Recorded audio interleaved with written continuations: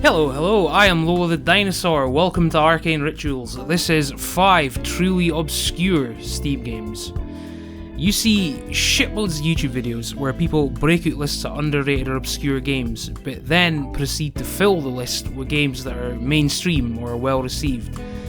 This video is going to push 5 games that have at most 500 reviews on Steam at the time of writing. Some of these games come with massive caveats, and they might be more interesting than they are actually good, but they are all definitely worth looking at if you vibe with the gameplay at all. Number 1 is Stellar Tactics.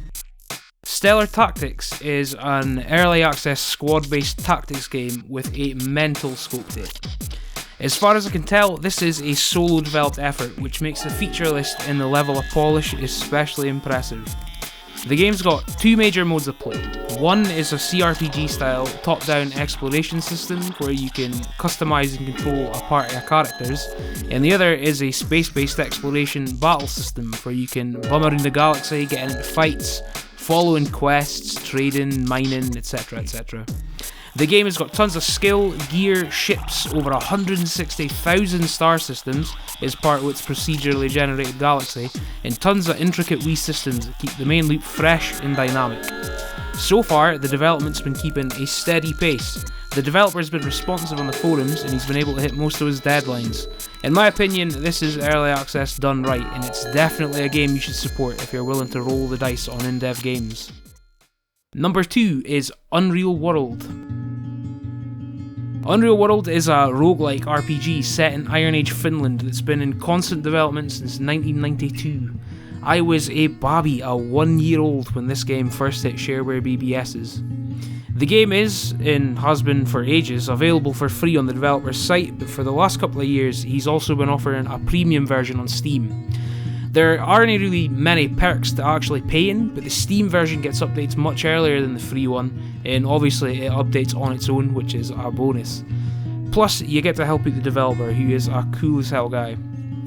This is 100% one of those Dwarf Fortress-esque games that have got mechanics so deep and incestuous that even watching tutorials for it can be exhausting. Under the bloated UI, however, it is the most complex survival game I've ever played. It features a superbly complicated injury system, skills that cover pretty much everything you could possibly do, an awesome and well thought out hunting system, and tons more stuff that I just cannot get into because this video should not be 2.5 hours long.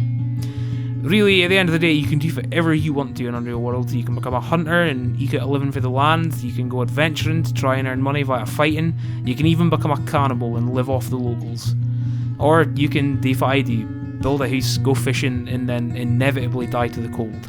Because Unreal World is a brutally difficult game, and you will do many runs before you've even got the basic survival mechanics worked out.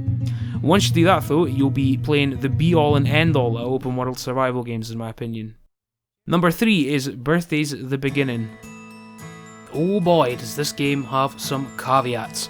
Birthdays the Beginning is both a terrible name for a video game and a creature sandbox where players modify the evolution of a closed ecosystem by modifying its topography.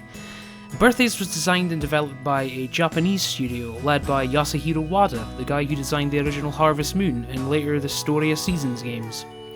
The game itself is really more of a toy that you poke and then let run than it is a video game, and I think a lot of people will find it extremely boring.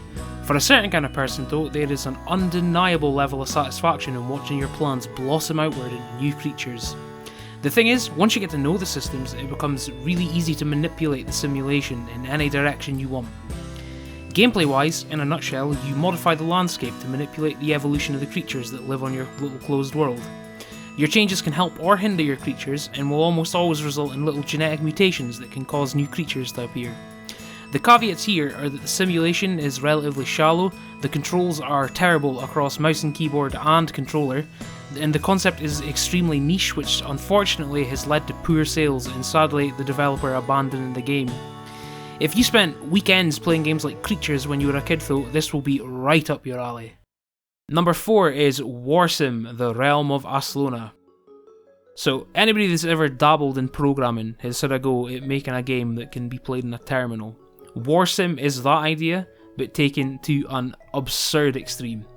So the game is an empire management sim where you get to manage high-level decisions regarding the upkeep of your kingdom, while also being able to micromanage things to an almost bizarre level of detail. Most of the exploration, management and decision-based mechanics are things that you probably will have seen before, admittedly, but what sets this game apart is that it's presented entirely in ASCII and everything is procedurally generated. That generation threads its way through every aspect of the game.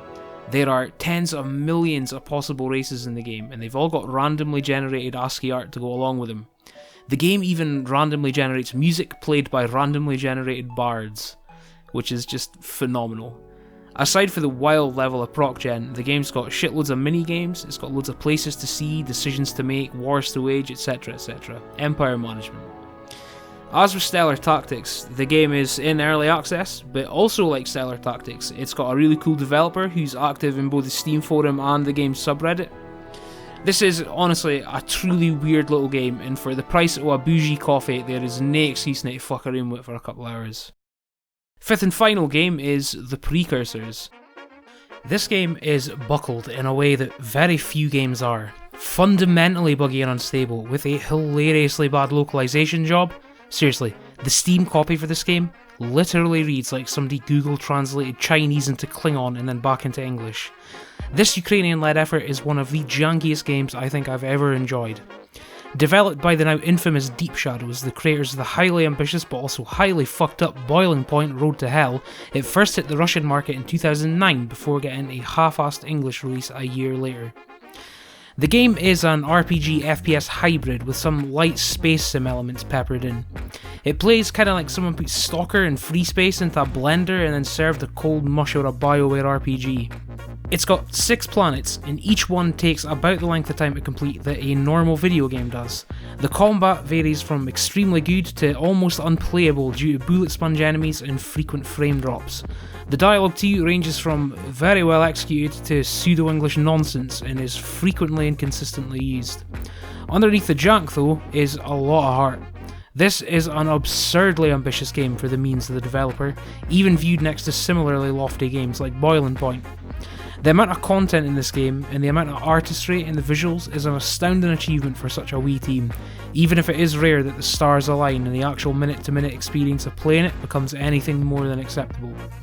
I think in a lot of ways this game can be compared to something like Pathologic, and that Pathologic also hides its fun behind obscure mechanics and weird writing.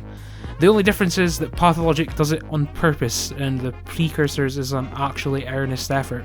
It's charming, broken, janky, ambitious, stupid and genius in equal measure. If you decide you want to pick this one up, you will need to install a bunch of third-party mods as well that fix the game's English dialogue, because by default it's pants. There will be a link to all these in the description.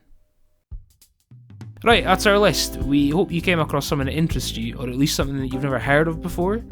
If you know any weird Steam titles out there that didn't get the recognition they deserve, drop a comment below and we'll absolutely check them out and possibly make another video like this in the future. We also run a Twitch channel that's on the screen right now. If you want to come and hang out with us, we stream most nights after 7 PM GMT. Don't be afraid to come and say hello, we are a friendly bunch. I've been Lola the Dinosaur, this has been Arcane Rituals. Peace!